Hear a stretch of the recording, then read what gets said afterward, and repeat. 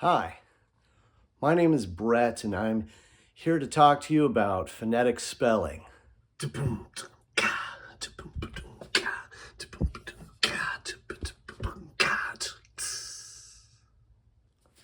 Is phonetic spelling just spelling something over the telephone? No. Phonetic spelling is really, it's how we spell the word to inform the reader how it should be pronounced.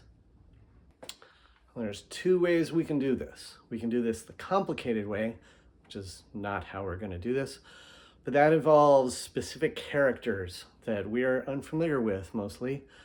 You'll see them in the dictionary, and that is related to specific sounds, and we're not going to learn all those symbols. We're going to do it the simple way, which just uses the letters that we already know in the alphabet and use them in such a way to give people the best chance to say the word correctly. Now, of course, the disclaimer is I am using this as a tool specifically for pronouncing names at commencement. There's going to be a lot of names that are easy. There's going to be a few names that could go this way or that way. This should help with which sound is it's going to be. Then there's about 5% of the names that their parents never intended for anyone to read their kid's name correctly, but we can give it a shot. That's what this is for. Okay, let's use my name as an example. Brett is pretty easy, but my last name is complicated. People will look at this and say Rawalt or Rawwalt because they're looking at raw. In truth, the emphasis is not on the second syllable. And this vowel isn't just a W, which would be raw wall, raw wall. That's what I get with my name. The real way we say it is Raywalt. The emphasis is on the first syllable, not the second. And we pretend there's an invisible Y there. Why? I don't know. It was the Americanization of our name. But Raywalt is how it is pronounced. This will give you a chance to say it correctly. You'll also notice that I made the emphasis syllable larger. The other way to do that is to underline it. Raywalt instead of Rawalt or Rawalt. That's wrong. Okay, let's say we're trying to do a phonetic spelling for Tuesday. Now, everybody's probably familiar with this word and doesn't need help pronouncing it. However, this is not really good. It would be Tuesday. Let's just, for the example, say this is somebody's name and it is not something that we commonly know. We could kind of spell it like that because two is a common thing. People know how to say the word two, as in the number two, and multiple twos would be Tuesday. Problem is that might confuse people because they're going to go twos. Don't want confusion. Let's avoid that.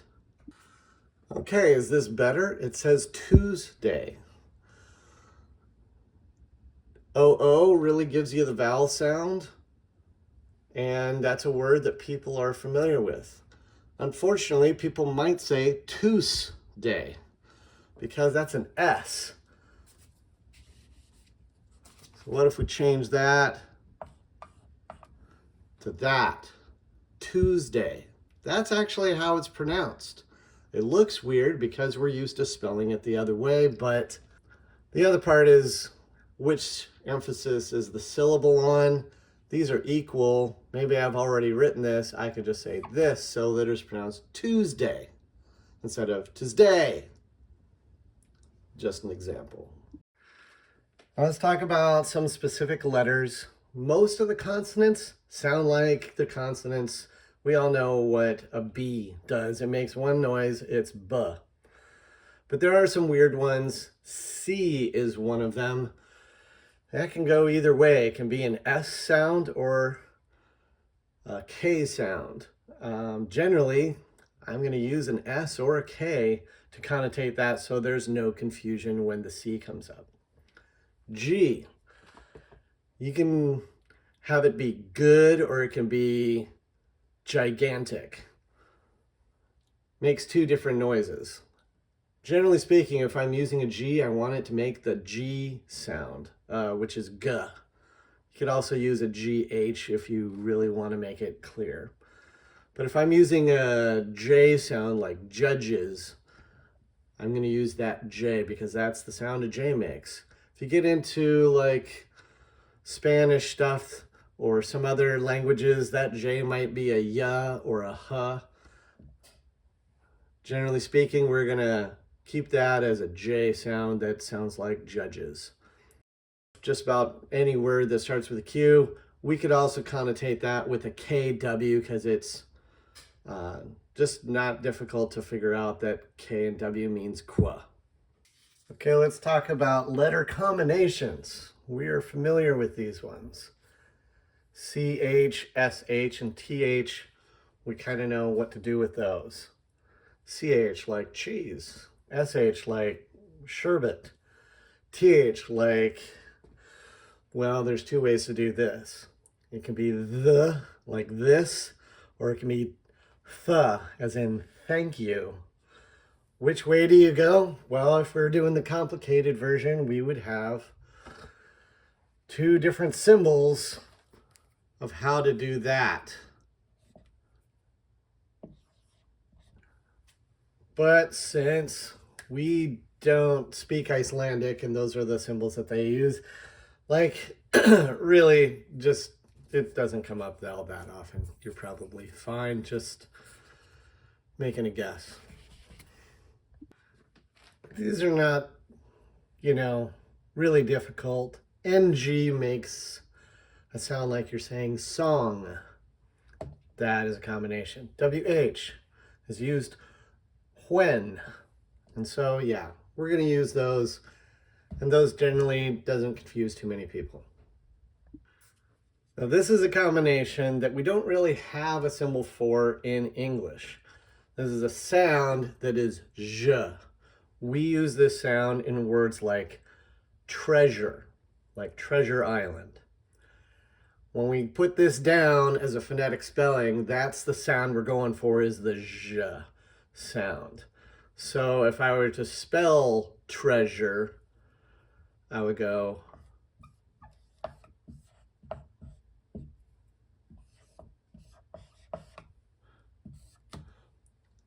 the emphasis on the first syllable, so I go treasure. Hope that helps. That's pretty much it for the consonants.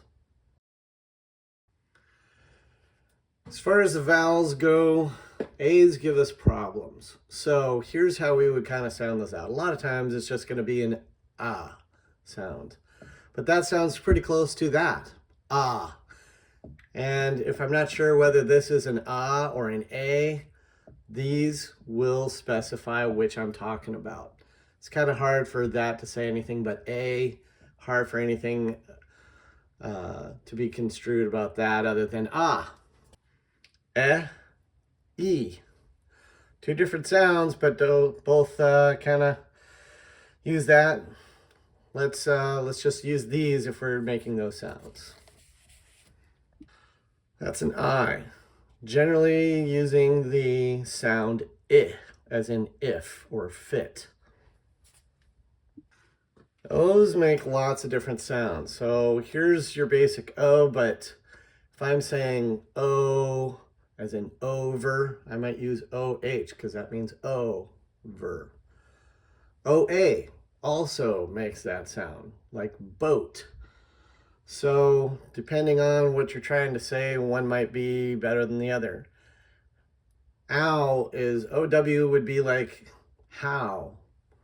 So that's a good way to do that. And as always, two O's always means the same thing. It's oot, as in boot. What's all this talking about?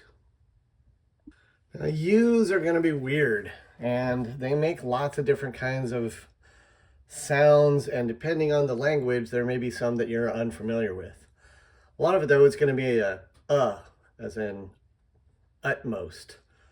That vowel best connotated by UH because it means If it's a oo sound, two O's will really do the trick most of the time. But there's some weird things where you're really doing more of a ew sound, and like if they're French or something, this is the most French combination I can think of. Okay, so let's take an actual name that might give you trouble. Here's one from a previous year, and you might look at this and freak out, not knowing exactly how to go about this, but it's not that bad. Here's how I would do that. I'll go na, dej, da. Here's the ZH that we've kind of talked about, making the zh sound. Here's a good example of that. And you'll notice that I've made the middle syllable the big one so that you know which one has the emphasis. Nadezhda. Tol, ma, che, va. And again, this is going to be bigger. So it's Tolmacheva. Nadezhda Tolmacheva. Here's another name. If you understand how Spanish works, this shouldn't be too hard for you. Otherwise, you might pronounce it Guillermo Castello. That is incorrect. Here's how I would do it. This GH is supposed to make sure that you understand this is a G, not a G. If I say GEE, you might think the mushing term, and in case you would use the J sound, which is incorrect. We want to say Guillermo Castillo. And of course, the emphasis is on the second syllables. So we're going to go Guillermo Castillo. Sounds kind of Spanish. In the previous example, this is a name that is obviously Spanish in origin. The question becomes, do we want to get as Espanol as possible and roll the R's? I would say possibly. That's how their name is pronounced, and we want to be respectful of how they want their name to be pronounced. It can go a little too far, though, into caricature, and if you're not careful, then you're not being respectful.